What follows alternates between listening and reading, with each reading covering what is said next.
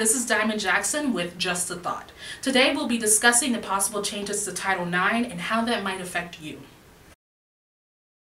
First, let's review Title IX in its historical context. Title IX is a federal law that went into effect June 23, 1972. It is a part of the United States Education Amendments of 1972. The law prohibits the discrimination of a person based on their sex and also prohibits the exclusion of that person from participating in educational programs or activities.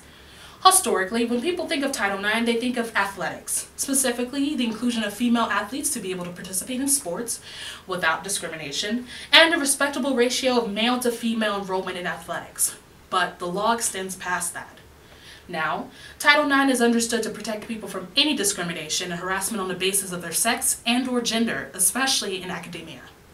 In an April 2011 letter issued by the Department of Education's Office for Civil Rights, the sexual harassment of students, including sexual violence, interferes with students' right to receive an education free from discrimination, and in that case, sexual violence is a crime. So yeah, let's think about that.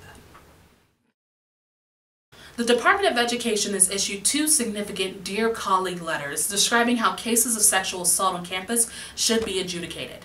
The first letter, distributed in April 2011, reinforced the obligation of institutions of higher education to respond to sexual harassment and violence.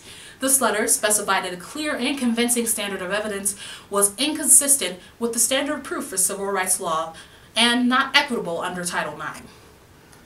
The preponderance of evidence standard of proof was set as the appropriate standard for investigating sexual assault cases on campus.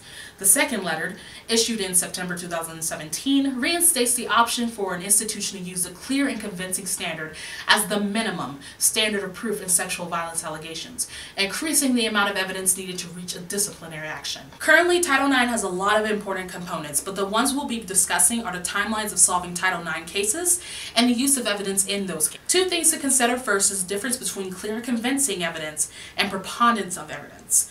I don't know about you, but I'm not a lawyer, nor do I work in a law office, so these words do not ring any immediate bells. However, like most of you, I have a dictionary and the internet to help me define them. Clear and convincing evidence, a medium-level burden of proof, which is a more rigorous standard to meet than the preponderance of the evidence standard, but a less rigorous standard to meet than proving evidence beyond a reasonable doubt.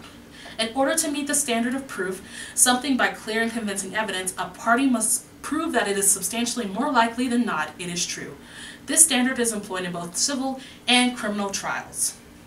Preponderance of the evidence, a requirement that more than 50% of the evidence points to something.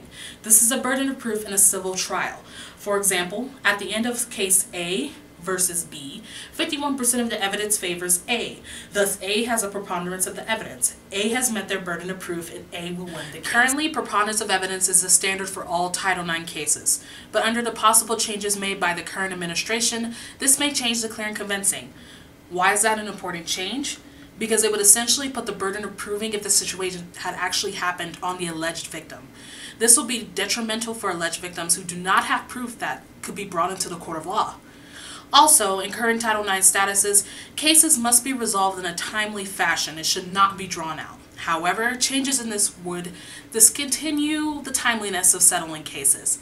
The current administration believes that removing this will allow for a thorough investigation. Critics rebuttal that without a time limit of settling cases will allow for students to graduate or leave the institution before an outcome is granted. Others also point out that this seems to benefit the alleged perpetrator by allowing measures that would allow them to get away with the crime. Secretary of Education Betsy DeVos argues that with the new changes, this would be fair for both parties, the accused and the accuser. She further explains that she does not tolerate sexual harassment in any form, but has also been quoted saying, "If everything is harassment, then nothing is harassment." So why should you care? Well, whether you're a student, a parent, a faculty member, or a supporter of any university, this is good to know because it directly affects the students and reputation of any university and college. With the implementation of the Clery Act, which requires universities to report sexual assault on their campus, knowing the accurate frequency of these occurrences on campus will allow parents and students to make a well-thought-out choice regarding what college or university they'll be going to.